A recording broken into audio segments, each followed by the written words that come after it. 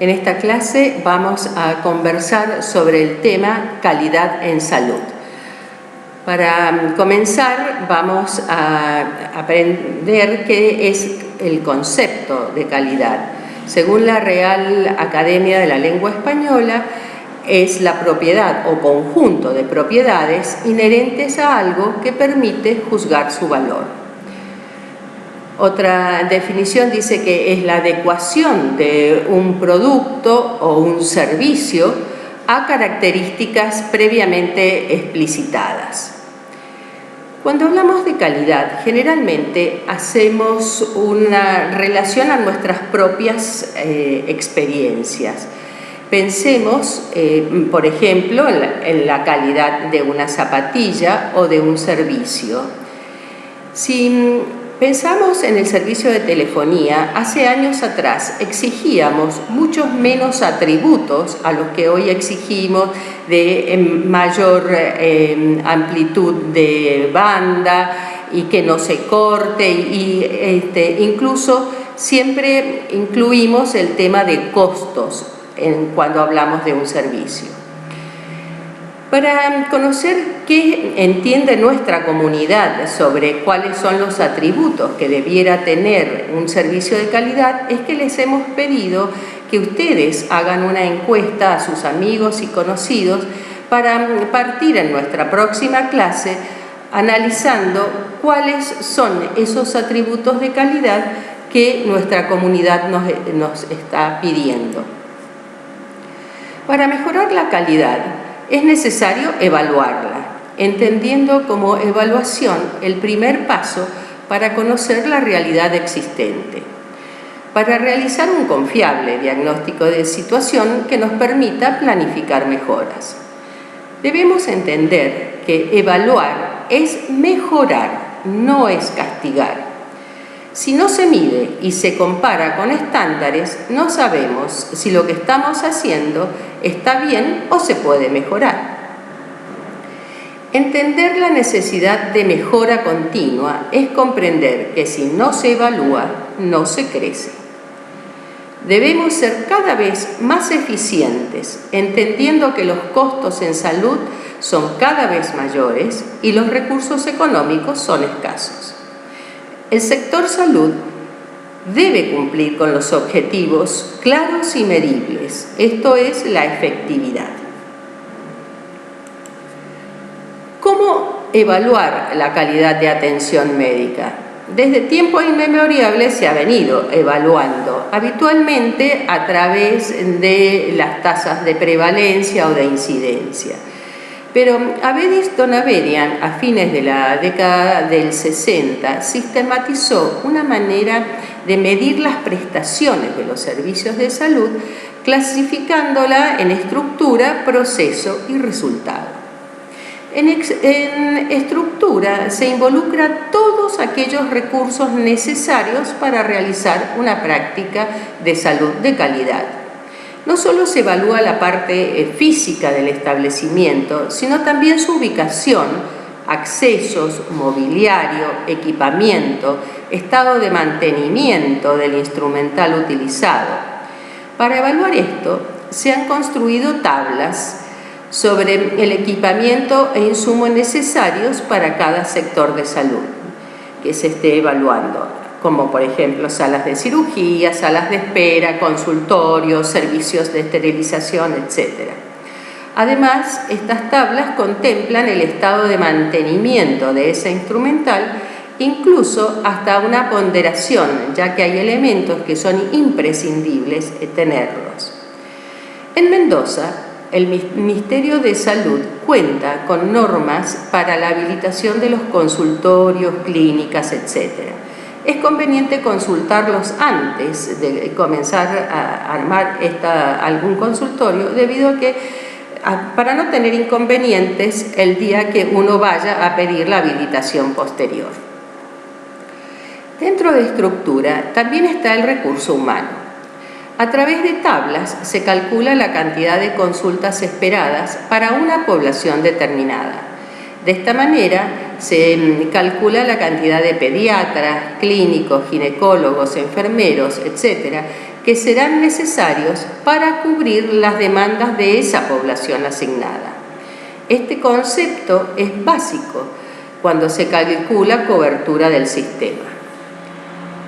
Este cálculo involucra el rendimiento esperado del profesional, que según la OMS es de 4 pacientes hora para clínicos y pediatras y de 3 pacientes hora para ginecólogos.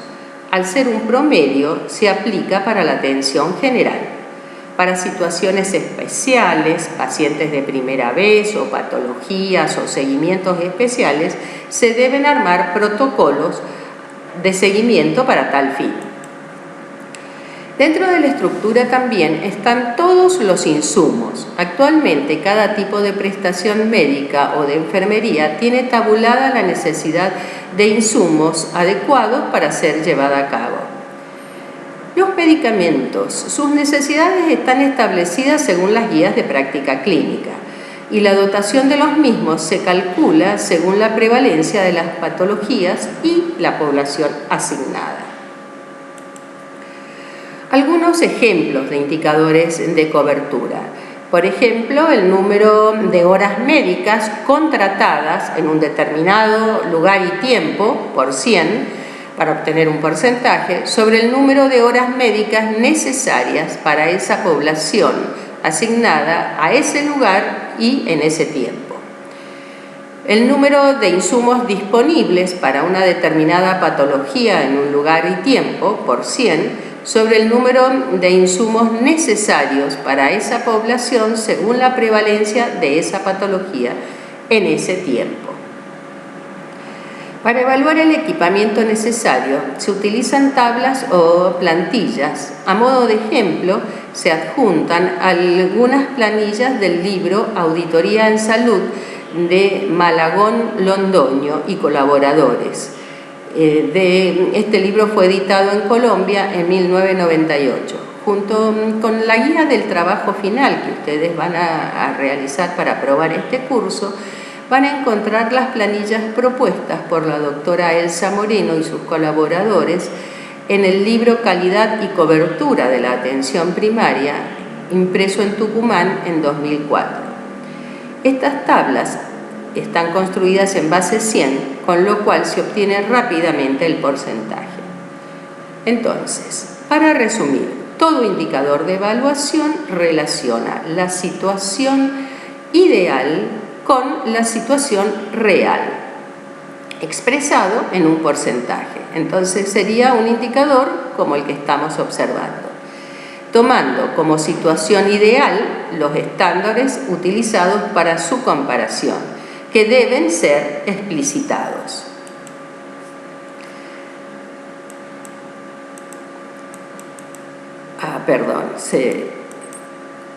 Se fue el... Perfecto. Vamos entonces a hablar ahora de indicadores de proceso. Los procedimientos médicos se evalúan a través de lo que está escrito en la historia clínica. La mejor manera de hacer esta evaluación es a través de auditorías cruzadas de pares, es decir, de los médicos del servicio junto con su jefe. Sería recomendable habitualmente dedicar un tiempo semanal a esta tarea. Por ejemplo, 2 horas. Este tiempo está contemplado en las horas médicas de los contratos del Ministerio de Salud como horas de investigación. Se puede evaluar la presencia de los antecedentes personales, heredos familiares, la descripción del examen físico. Es fundamental que el médico firme y coloque la fecha de atención. El anonimato no permite mejorar la calidad de atención. Los estudios complementarios y el tratamiento deben evaluarse siguiendo las guías de práctica clínica. Los procedimientos quirúrgicos, de bioseguridad, de antropometría, etc., deben evaluarse en comparación con las normas adoptadas por el Servicio de Salud. Si por algún motivo no se respetan las indicaciones de la guía de práctica clínica por determinadas circunstancias, se debe dejar por escrito en la historia clínica la causa de esta decisión.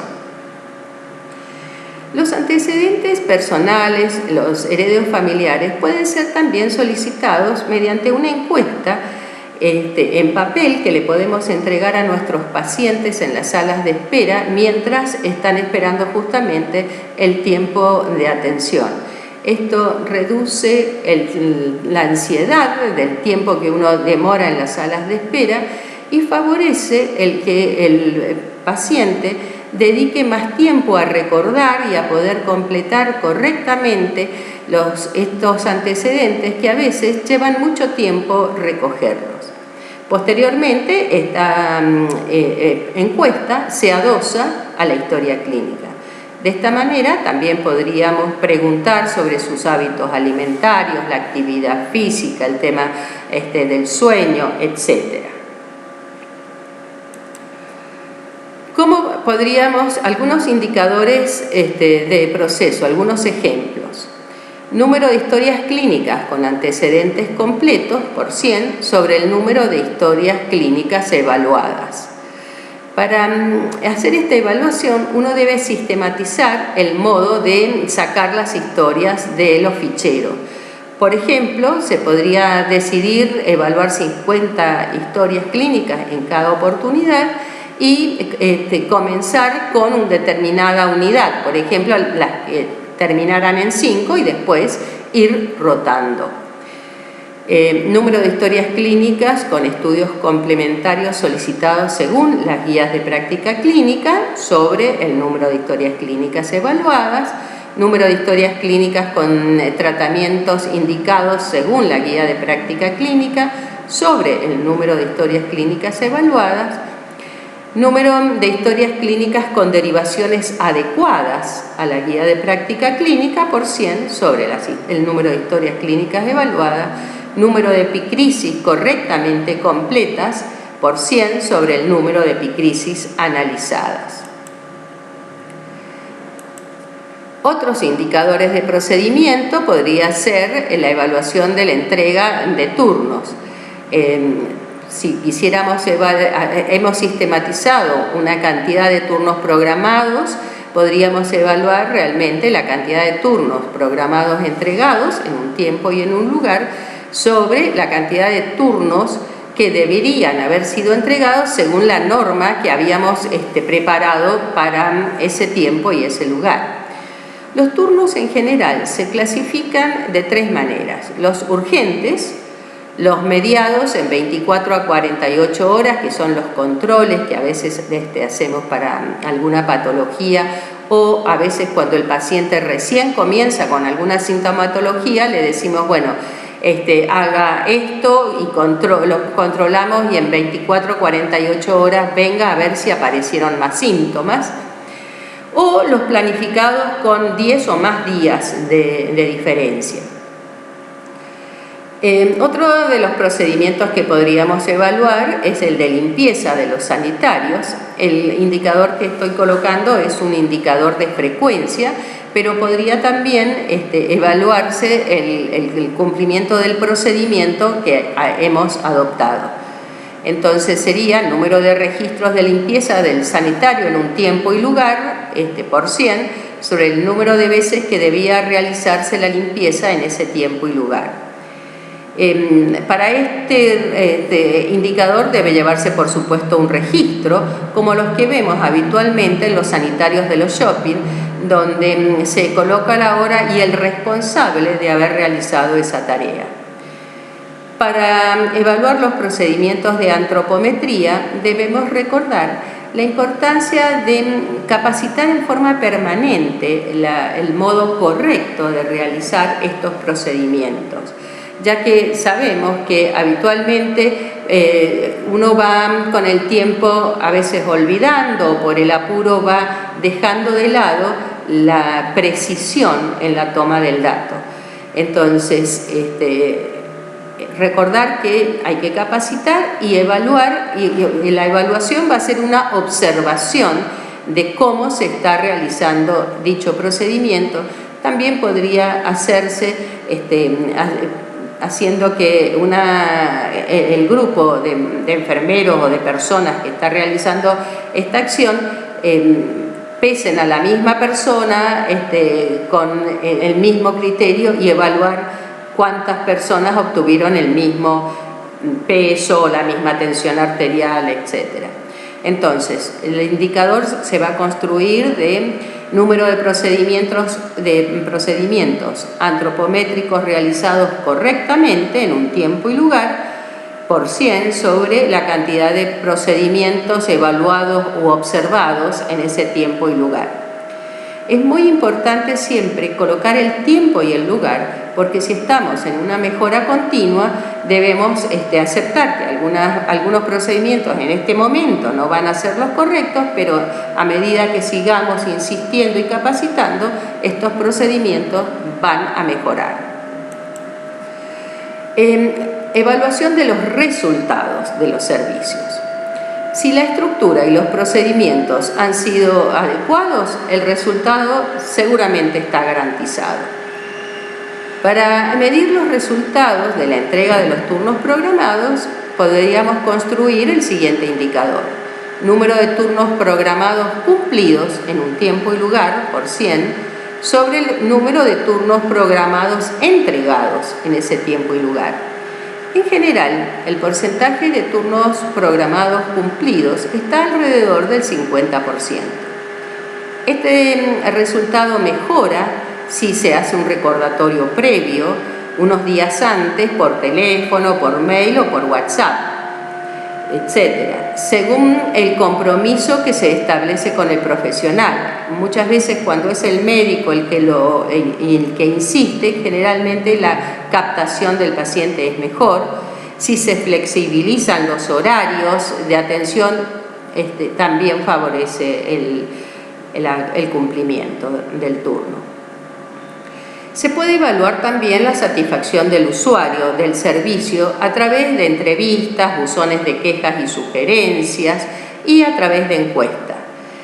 Pensemos hoy cómo contratamos algún hotel. Generalmente lo hacemos muchas veces por la opinión de los usuarios.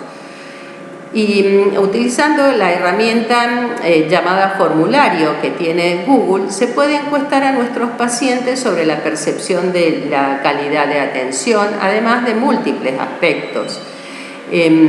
Por eso es que hemos insistido en que ustedes utilicen esta herramienta en este curso.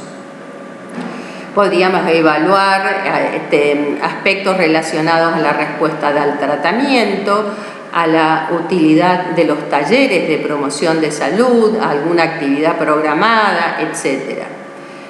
Debemos analizar pregunta por pregunta la cantidad de respuestas positivas del total de encuestas recibidas. De esta manera encontraremos qué acciones obtienen los menores puntajes, y la idea es empezar corrigiendo aquellos problemas que han tenido la peor puntuación. Entonces sería número de respuestas positivas en un tiempo y lugar, de la pregunta 1, por ejemplo, sobre el número de encuestas analizadas. Positivas, o podríamos utilizar negativas para ver cuál es el indicador que más negativos tiene. Otros indicadores de resultado pueden ser, un indicador muy útil es el de promedio de días de ausentismo. Para lograr este promedio se deben sumar todos los días que nuestros pacientes han estado ausentes de su trabajo o de su actividad normal por una determinada patología, y lo dividimos por todo el número de pacientes de esa patología que han estado bajo programa. Hoy existen tablas de promedio de días de ausentismo para distintas patologías. Por ejemplo, el ausentismo por hepatitis A en niños se redujo al realizarse estudios de seguimiento. El tiempo de ausentismo evalúa el diagnóstico precoz, el tratamiento adecuado y un seguimiento correcto. La vacunación preventiva contra la gripe tiende a reducir los días de ausentismo laboral en una fábrica. Promedio de días de internación. Esto se obtiene dividiendo el número de días de internación en un lugar y en un tiempo por una determinada patología sobre los pacientes que estuvieron internados en ese tiempo y lugar. El promedio de internación para un parto normal son 48 horas. Las altas precoces con curaciones domiciliarias han reducido el tiempo de internación y han reducido las infecciones intrahospitalarias, mejorando el acompañamiento familiar y el bienestar del paciente, etc.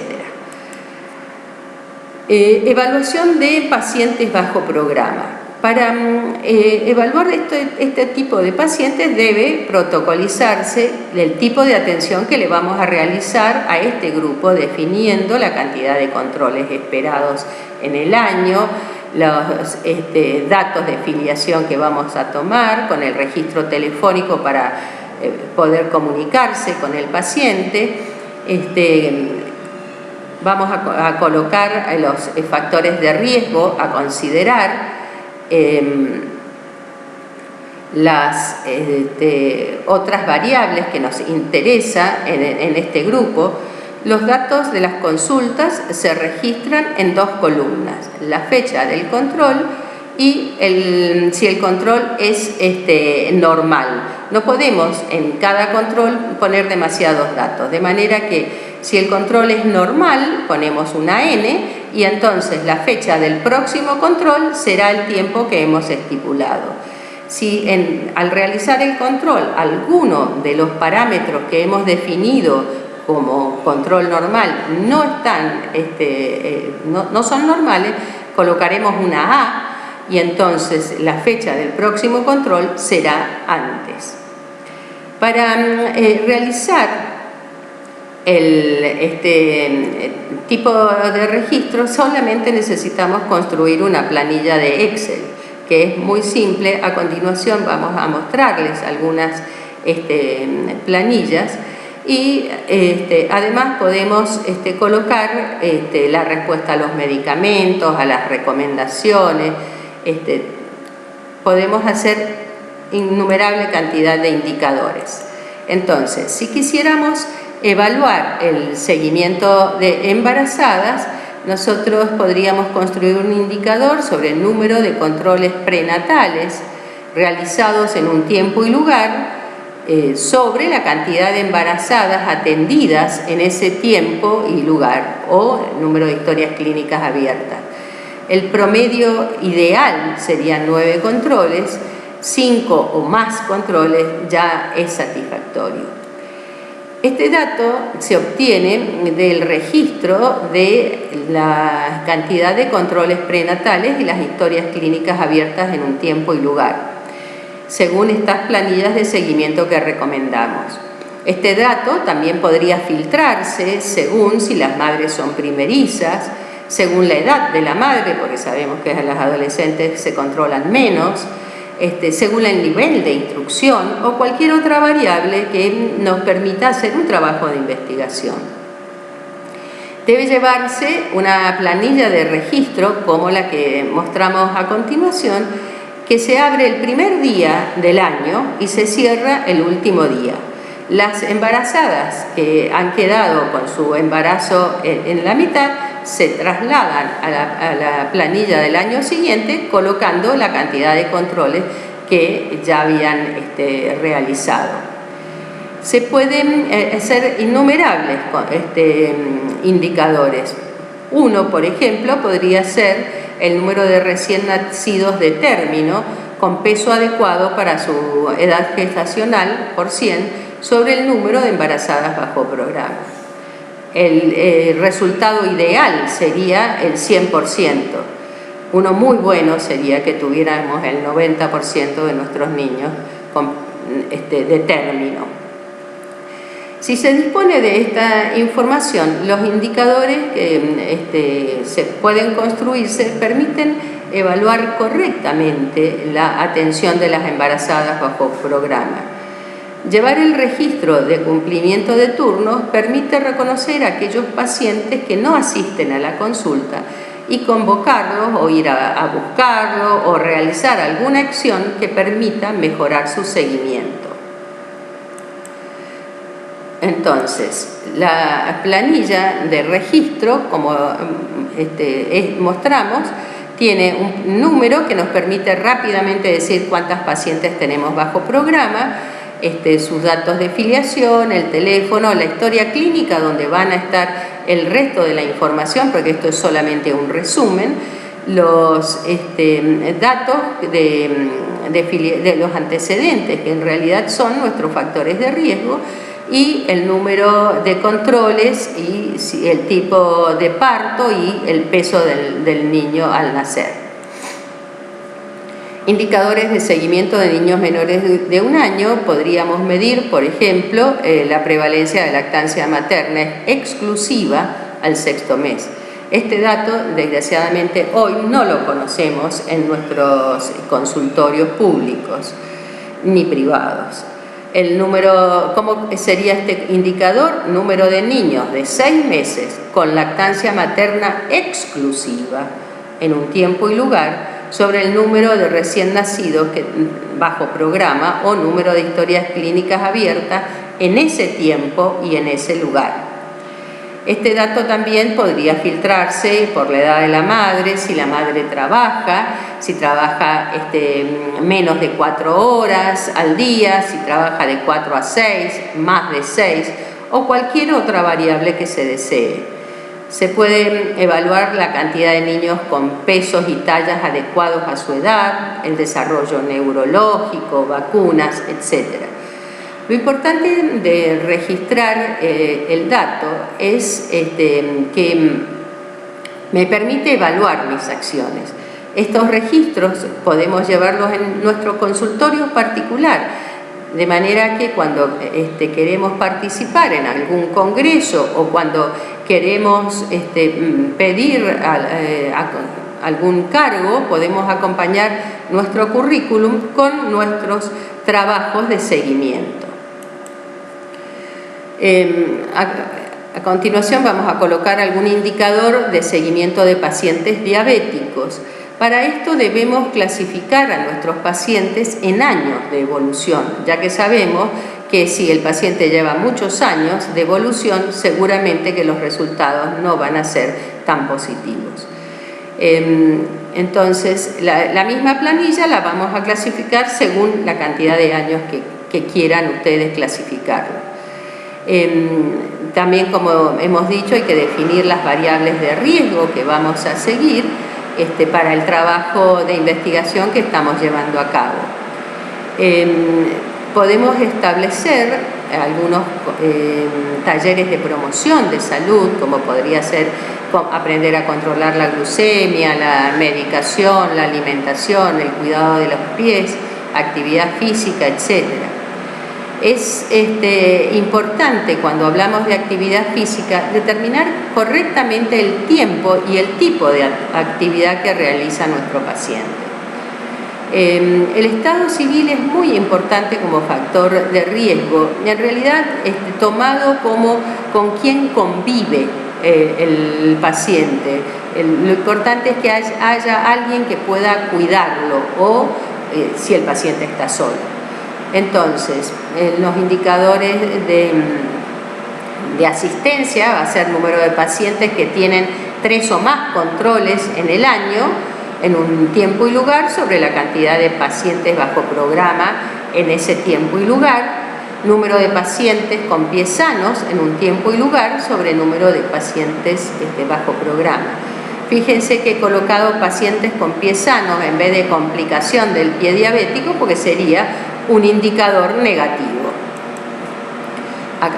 Entonces, a continuación ustedes ven la tabla de diabéticos, que como hemos dicho, tenemos los antecedentes, son nuestros factores de riesgo. Hemos determinado al comienzo algunos factores como la hemoglobina glicosilada, que se puede repetir al 6º mes.